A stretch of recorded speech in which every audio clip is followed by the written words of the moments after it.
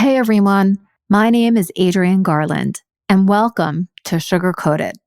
Sugar Coated is a podcast that was born from the notion that for far too long, women and other people who inside felt like they just didn't fit in maybe small or even large ways, had to sugarcoat their words, their style, or in general, their way of showing up in the world. This podcast started out as a dedication to women leaders. You see, I wanted to shine the light on all the incredible work that women do and how they're making an impact. And I still do. But I realized that a key reason that women have struggled, in my opinion, is that they've had to conform to certain cultural norms and ideals, which are inherently designed to keep those outside of the norm from standing out.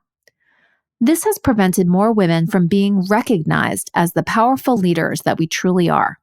Join me, Adrienne Garland, the CEO and founder of She Leads Media, each week as I dive into raw conversations with some remarkable, badass women that will help you to strip away your sugar coat and go in the direction of your incredible dreams. Hi, everybody. This is Adrienne Garland, and welcome to Sugar Coated. I'm so excited today to share with you my guest and my friend, Kristin Marquet. She's the CEO and president of Marquet Media and also the creator of Fem Founder. I'm going to let Kristin just jump right in and tell you a little bit about herself, and then we're going to get into a really interesting conversation. I just know it. Hi, Kristin. Hi. So nice to be here. Thank you so much for having me. I am thrilled to introduce everybody to you. I was thinking back, I'll let you introduce yourself, but I was thinking back like when did I meet Kristin? And it was actually through somebody that I used to work with when I consulted at DirecTV, and he introduced me to you. And so I'm very thankful to him that he made that introduction, and I feel awful. I know that his first name is Mike, and I can't remember his last name, but he's a great guy. Do you remember who that is? Absolutely. Yeah. It's Mike Coughlin. And, Coughlin, right. Okay. I've known him for almost 10 years, and I've known you for 4. And, Wow. It feels like that you and I just met. And it also feels like, I spoke at, the 2016 conference yesterday. I can't believe it's been 4 years, almost 4 years. I know. And when you were the moderator for the pitch, the media panel, and I was so impressed by you. I just think that you are an incredible person, a wealth of knowledge, so generous and kind, and also so real. And that is what I absolutely love about you. You have created incredible businesses, you've sold businesses, you've started businesses. So just please let everybody know, who you are, and then we'll talk like we always do. For sure. So as you and I were discussing before this podcast, I've been business owner for about 10 years now, actually a little bit longer. I had started my first company out of necessity because I had lost my job during the financial crisis. Mm-hmm. So I understand what a lot of people are going through at this point, with the coronavirus pandemic. It was scary. It was, very unpredictable. And I'm one of those people that need stability. And that's why having a regular job was so easy for me. But, I persevered through. Took about 3 months, maybe 4 months to scale up to a full-time client base. And I had gone from working on building out the infrastructure of the agency at that point. My first company was a full-service PR firm. And, I had spent so much time building out the infrastructure. And then once I started onboarding clients, within 6 weeks, I had gone from having 0 revenue to 5 figures a month, to mid 5 figures a month. I had 30 clients, and I really had no life. I had gone Yeah. from kind of trying to make this thing fly to flying all the time. And whenever I tell that story to people, they're like, oh, well, that's not a bad situation to be in. But it is a bad situation to be in because you can't deliver the value that your clients expect when you're spread that thin. Yeah. So after, I want to say 6 months of working 80, 90 hours a week, I pivoted the business and I really hunkered down and only focused on 3 or 4 industries. And once I really niched down, I was able to build a brand and build a pipeline of clients for like a year out. And I know that you guys probably hear this time and again, niche down, figure out who your ideal client is and all that. And it sounds like such a cliche, but it's really true. Pick a couple of different industries if you're a service provider and really get to know the nuances and the issues that those industries have. And then you can put together a solution that's going to help them, obviously, rectify that issue. So I know that it sounds so elementary and it sounds so easy, but it really isn't. It takes patience and it takes a lot of perseverance to see that aspect of the business through. Yeah. I also think that this whole idea of doing your homework and really understanding what people's challenges are, you can't do that if you're looking across 10 different industries, unless you have like a team of people and that's their job. But if it's just you and I, as you were talking, I'm like, God, like how the hell did you do that with 30 clients? And did you hire anybody to help you? That's like a whole other thing. You want to scale up, but then it's like, are you bringing in enough money to hire the right people? And are they doing the same type of job that you would do? It's a whole thing. I do want to know about that. But I think one of the most important things is this idea of like really focusing. And you can't do that if you're trying to satisfy everybody. It's true. It's true. And, you're only as good as your team. But to answer your question, yes, I did have to bring on help. I brought on 2 full-timers and that allowed me to focus on the branding and the positioning of the agency and while letting them do the execution work. That's another whole challenge too, right? Bringing on the right people. The right people. And how do you really vet somebody because you do things in a certain way, you build relationships in your way, and you don't want to bring carbon copies on of you, but how did you do that? That's actually a very interesting question. Believe it or not, I'm not good at a lot of things, but I have this uncanny ability to judge people. I have a very good sense of picking out who is going to be a good fit for me down the line in terms of mate, friends, clients, and team members. And even though my interview process is very rigorous, it really eliminates the wrong people, the wrong candidates.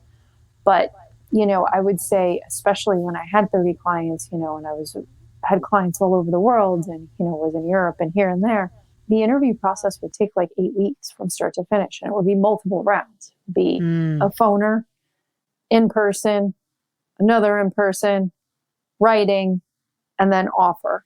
So, because so much of the work that I had done, as an agency, every team member had to know how to write in their respective niches. So, it was very, it was a very intense process. So I know that you went on and you sold that company and you've launched a couple of other things. And I would love to know maybe like, let's start where you are right now. Cause I know you're doing something that's slightly different and in the same area, but slightly different. And then, how did you get to where you are today and what you're doing? Great question. So let's backtrack a second and let's talk about femfounder.co. that company actually started off as kind of a passion project and came out of countless requests for friends and family members and clients, prospective clients that actually weren't able, they lacked the funds to hire a PR firm to put together an integrated resource of materials and tools under one roof for female entrepreneurs. So that's how that happened. After learning about how to run an online course business and building an email list and doing all the stuff that these digital infopreneurs do, I decided to offer my first course, which was the PR Academy. Sold out. Still every month I'm getting people buying. Awesome. So good. And wow. I don't really have too many funnels set up there. I think that people just kind of find that through my social and from Fem Founder. And then from there, I guess it was maybe like 3 months later, I had the opportunity to offload the agency. So after all of that work had cleared itself, and I had a free schedule, I was able to spend a lot of time marketing and building the brand for Fem Founder. And I mean, I think it's kind of by accident, but our email list is like 160,000. We have like almost, actually this month, April, over 1 million page views. So I don't know what's going on, but you know what? People are finding the website. And I think that because I do daily written Q&As with successful entrepreneurs like yourself, and I can't wait to publish yours, Adrienne, I think that our readers really find that insightful and they can appreciate everything that, these different female entrepreneurs are going through or have gone through. And we've actually even expanded our readership quite a bit. And now we're starting to interview male entrepreneurs. We actually did the first male entrepreneur like 2 weeks ago. Cool. So even though it's branded as Fem Founder, it's kind of becoming an integrated home for everything that's about, running a business. Wow. So that's kind of that. I decided to create an offshoot almost, which is called From Nameless to Notable. It's a miniature version of all the content on the book and all my courses. And that's going to actually be coming out in June. We were scheduled to come out on the 13th, but with all the COVID stuff, we decided to push it off. And there are a few other back ends that I'm working on with my team.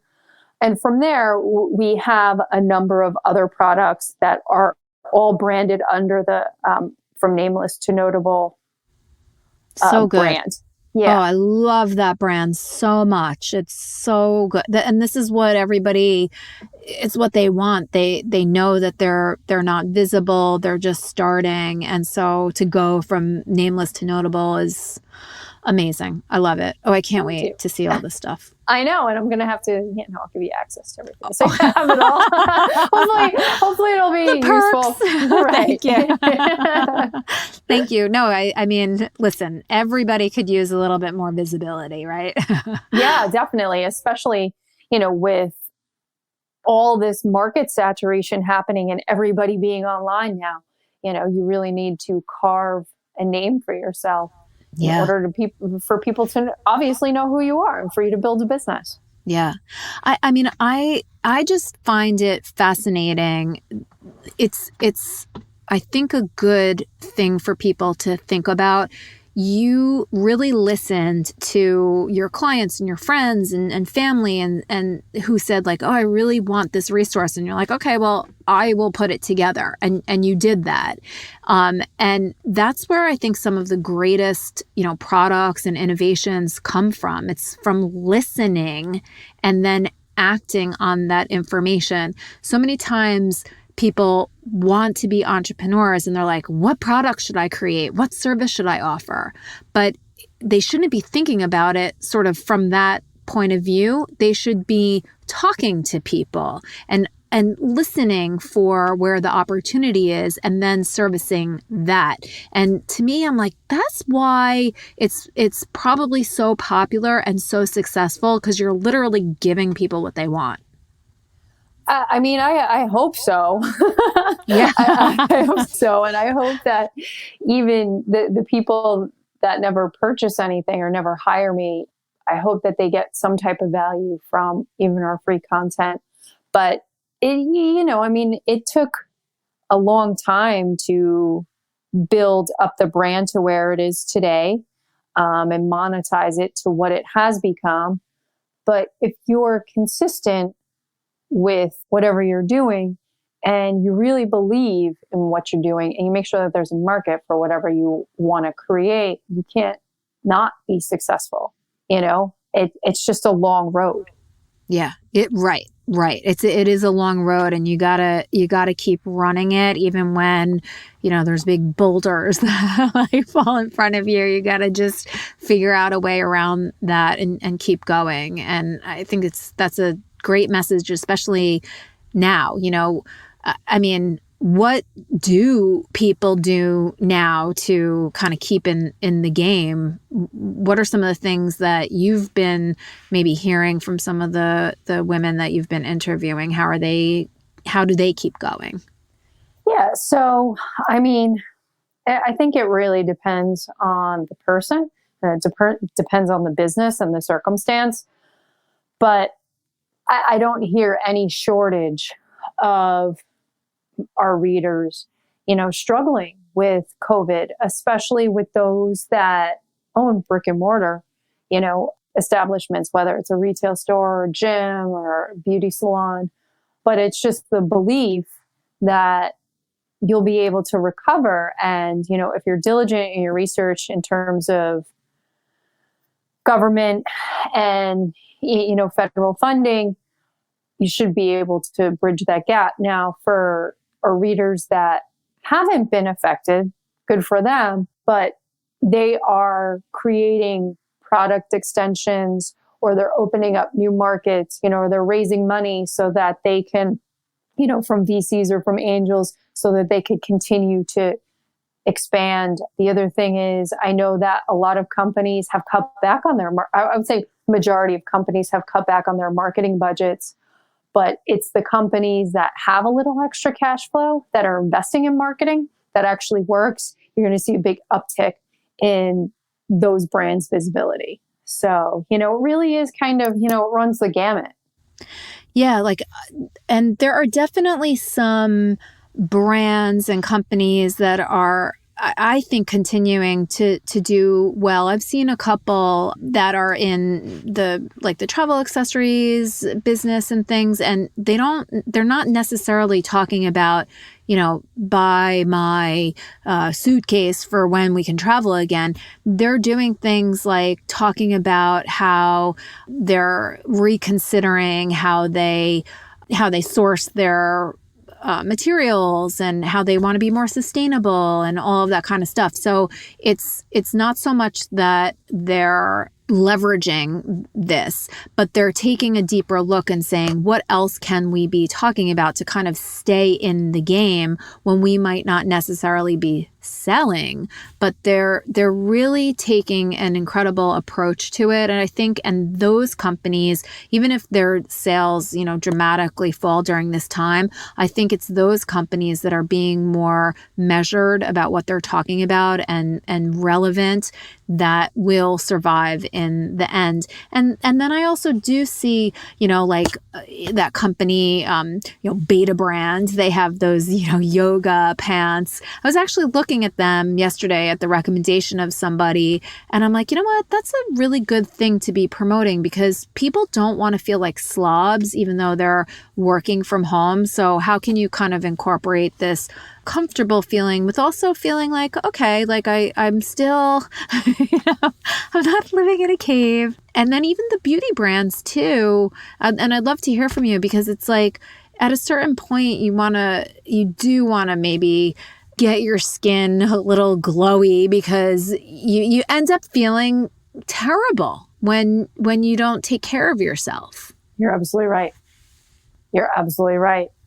So, I mean, as somebody, just as a side note, as somebody who's worked from home years now, I'm not one of those people to get dressed up. I wear sweatpants and no makeup and my hair pulled back, unless, of course, I have a video chat or I have to meet a client. But the days of meeting clients in person, I think that they are well behind us. But I think that, women working from home, they want to feel good, and I think a lot of it comes down to self-care and exercise and using the right beauty products, which brings me to your comment about these different beauty brands. A lot of them are thriving. I think it was L'Oreal. Yeah, it was L'Oreal actually had its best quarter ever. Really? Because women are buying products. Yeah. Hair dye. Women, you can't go to your salon. So women are dyeing their hair at home. So I think that beauty brands, and especially the clean, natural, and organic brands, yes. I think they're doing particularly well. Yes. And I think that those brands that have kind of cornered the market are going to continue to do well. Yeah. Yeah. I think that all of this is making people realize that, the environment, they're seeing that things are improving because we're not traveling as much. And I think people are, this focus on health. I do think that there's going to be some new shifts in the way that people approach purchasing, the types of products that they choose to buy, the companies that they choose to do business with. I think we've obviously been building up and being more mindful of the environment and, organic and sustainable and everything. But I think it's going to really, really be super meaningful and probably what people need to sort of shift toward. And when, beauty brands and whoever shift toward this and expect it, then that can just cause innovation down the line. So it's kind of like look out for those opportunities. And it's not all bad. The part of it that's bad is that people are dying. That fucking sucks. Right, exactly. There's no way around that. That part of it fucking sucks. So yeah, you also, before you mentioned your book, in passing. Tell us about your book, because one of the things that I admire about you is you help people to gain visibility, to position themselves, to create compelling content, but you also do this, you practice what you preach. So can you tell people just a little bit about how you get visibility for yourself and your business and what some of those things are?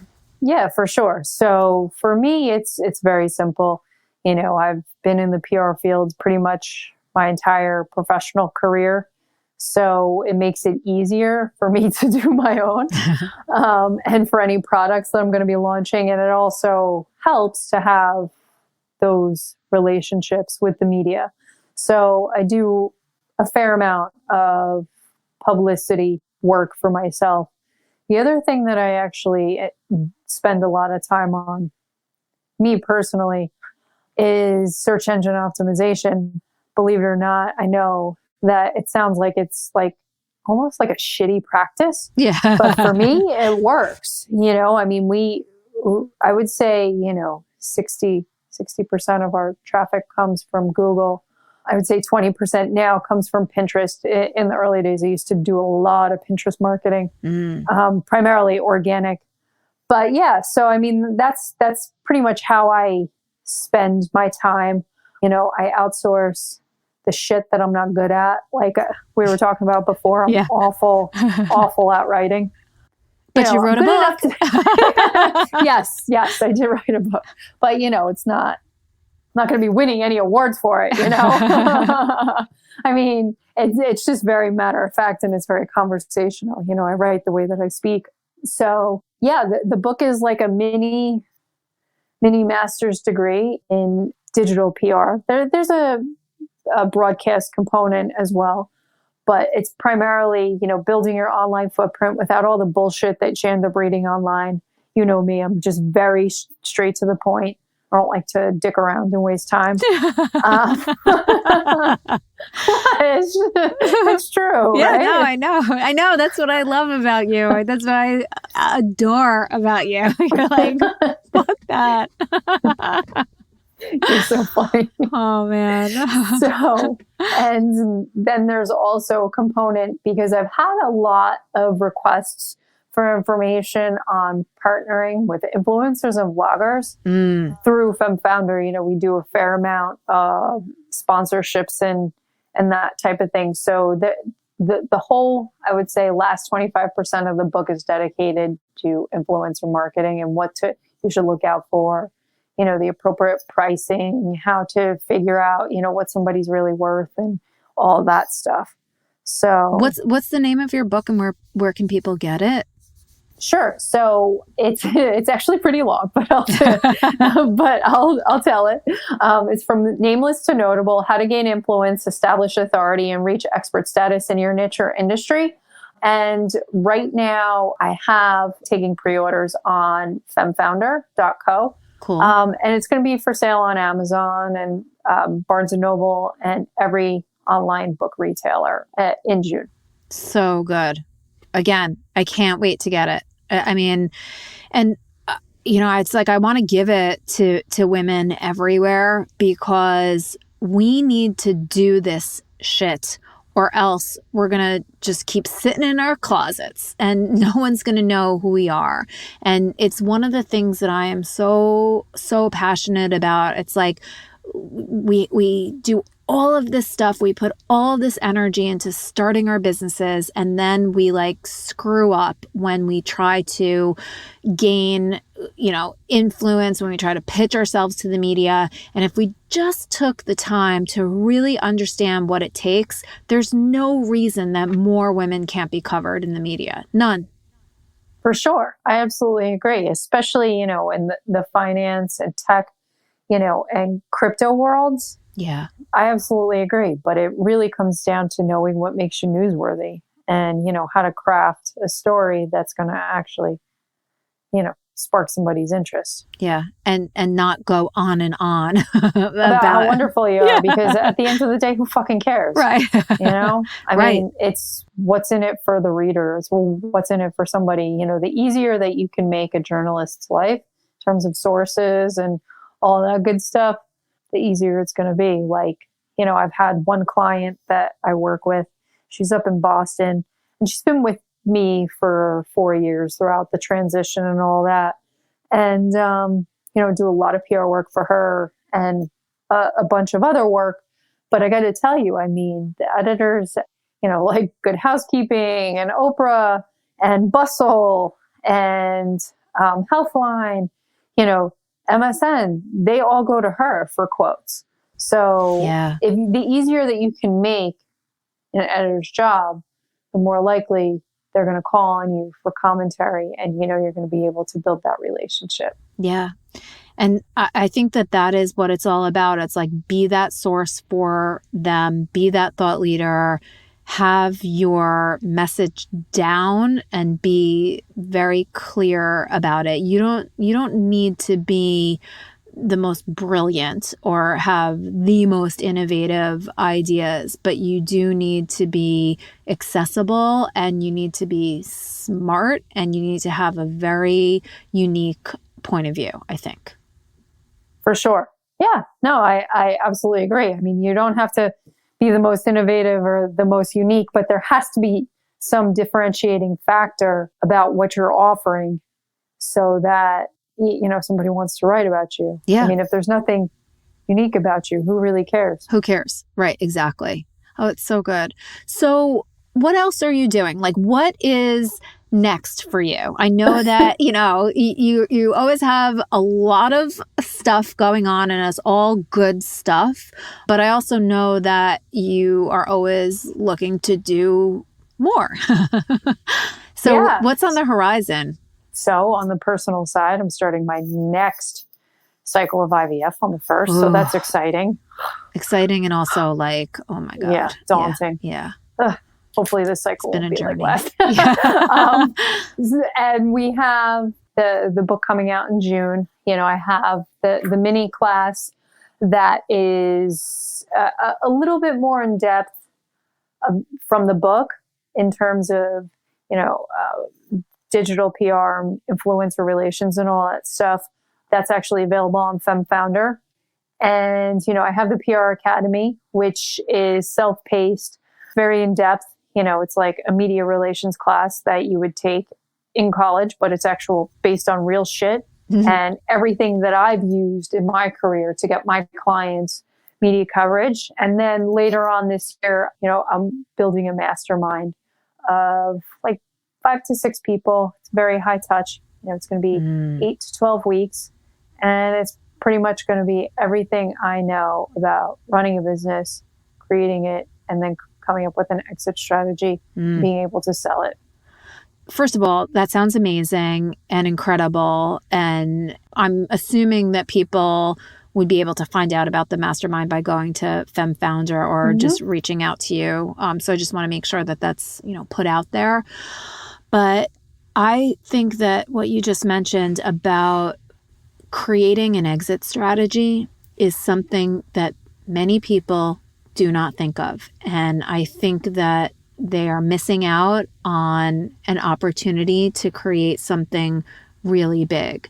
Because if you have in mind what it is that you want to be doing next, you're going to probably build that thing quicker because you know that something else is next. So one of the things that I admire about you is that you did build your agency and then you were able to sell it. And then you went right into building another company. When you started the agency, I know you did it out of necessity, but did you think to yourself, I'm going to build this and I'm going to sell it? Or was that something that came along and you said, next time I'm going to build something to sell it? No, for me, all the stars had aligned. I was really burnt out, even though, I still had a team and, with all those clients, I just got really burnt out. So when I had the opportunity, to sell to the right buyer, I took advantage of it. But when I had first started the agency, for me, it was more about survival. It wasn't so much about where I wanted to be. Yeah. In 5 years or 10 years, it was more about shit. I need a paycheck. Yeah. Because even if I went to go look for a job, there's just no way, I'm going to find one within a month because, it's competing with all these other candidates and, it's just like today. Yeah. So, but yeah, I had no intentions on selling the company when I first started. And when you started Fem Founder and everything else that you're doing, are you thinking like, yeah, I'm positioning this for the future because I want to sell it and then go sit on the beach? In a perfect world, yes. But in terms of what I wanted to do with Fem Founder, if the right offer came along, then I would.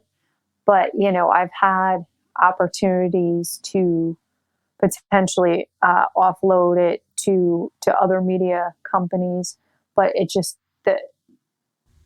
the fit's not right. Yeah, it wasn't, the chemistry wasn't there. It wasn't the right fit then. Yeah. But I wouldn't, if somebody offered me, $100 million tomorrow, maybe I would sell it. But I have no intention in selling it anytime soon. I want to continue to grow the brand. I've been able to streamline a lot of things. And, in terms of the list building and selling products and doing all that good stuff, that's kind of on autopilot. So I'm able to focus on being able to deliver better value to my readers and create products that I really know that they want. Yeah. And that really work. I think one of the things that is disheartening in this whole digital world is there's a lot of crap that's out there. And I've bought it myself and then been very disappointed or then, maybe not finished a course that had great potential. So the fact that you're putting out content, consumable content that really delivers value is great. And it's hard sometimes to find that. Right. Yeah. And, I mean, you hear so many times from these online experts, oh, well, you need to write blog posts, that are 5,000 or 10,000 words long. And that may work for some audiences, but most of ours want stuff that's short, that they can read, within the time that it would take to drink a cup of coffee and be able to take those tips and be able to implement them. That's who our reader is, So it really, in terms of creating an online presence, it really just depends on, who your audience is. And if you don't have one, which I'm sure, a lot of your listeners are aspiring entrepreneurs, figure out who you want to serve, figure out what their problem is and give them something. And it's really that simple. Yeah. When you said before about your focus on SEO, I just wanted to ask a clarifying question. Do you do paid search, or is this what you're talking about entirely organic search engine optimization? Yeah, no paid ads. No paid ads. Just completely organic. Awesome. That's so good to know too, because many people are out there saying, here's this Facebook ad strategy, this is how much you have to use, pay for Google ads and everything and all that stuff. It works. It definitely works. But if you don't have money, it's good to know that if you do study SEO and you figure out what's working without doing anything like, weird and slimy. But if you follow the principles and you understand what SEO is, number one, and how to really leverage it, I think you're proof positive. You also have an incredible product, right? So you're not doing all of this incredible SEO work and then there's some crappy product on the end of it. Geez, I hope not. Yeah, but it's all aligned, and I think that is really an incredible message to give out there for a lot of these people that start businesses, and they think, how do I get visibility? What do I do? Like, they want that quick fix answer. And some of the things that you've said is like, there is no quick fix answer. You really need to do your homework. You need to understand your niche. You need to understand, what it is the people that you're serving are looking for so that you can give it to them. I mean, it's hard work. And like you said, it's kind of basic, but people they don't want to put in the hard work, and they want the results, and it's not going to happen. Right. Yeah. It's just like, you want to lose weight, you want to get in shape, you want to do one push-up or one sit-up and you expect a result. It's not going to happen. Yeah. Or yeah. Go ahead. Sorry. No, I was going to say, no, it just takes time and it takes discipline, and, you need to have strategy. Yeah. And it's funny because I was going to say, like me, you want to lose weight, but you also want to drink beer. See, you can drink beer. You just have to work out. And you got to probably cut back on the consumption a little bit. Exactly. Oh my God. I'm very aware of that right now. Oh my gosh. So this has just been such a great conversation. We always have so much fun when we talk. You also are doing a lot. I know you have some different interests in kind of like interior design and all of that. You're so much fun, Kristin. And it's just been so awesome getting to know you and to just see all of your success and everything. And I always say to myself, I got to do more of what Kristin's doing because it works. And what I do isn't necessarily working, but I am also having a lot of fun with this whole podcasting. And I think it's the right direction for She Leads Media. I do believe that podcasting is an incredible platform for people to gain visibility and also to create their own platform that they can get their thought leadership out into the world. So just thank you so much for being a guest. And why don't you just tell everybody one more time how they can get in touch with you and how they can buy your book and your courses and sign up for that mastermind? Sure. So you can, if you want, just the resources and the book, the courses, you can go to femfounder.co, but But if you need something that's a little bit more high touch while I'm in the process of building the mastermind, and you need some help on the execution side of branding and PR marketing, digital marketing specifically, just drop me an email. It's Kristin at marquetmedia.co. And it's Kristin at Marquet, Marquet, media.co. Awesome. Yeah. And that's pretty much it. Thank you so much for having me. Thank you so much. Fun. Yeah, it was a lot of fun. We'll do it again for sure. After your book comes out and I have a chance to read it, I'm going to ask you a bunch of questions. Okay. That sounds really good. And just thank you so much. And please, if you've liked this episode, go to iTunes, and if you're compelled to do so, we would love a 5-star rating. It really helps with increasing the visibility for this podcast and also for the other podcasts that are on the She Leads Media podcast network. Thank you so much, Kristin, and stay healthy. Thank you so much for having me.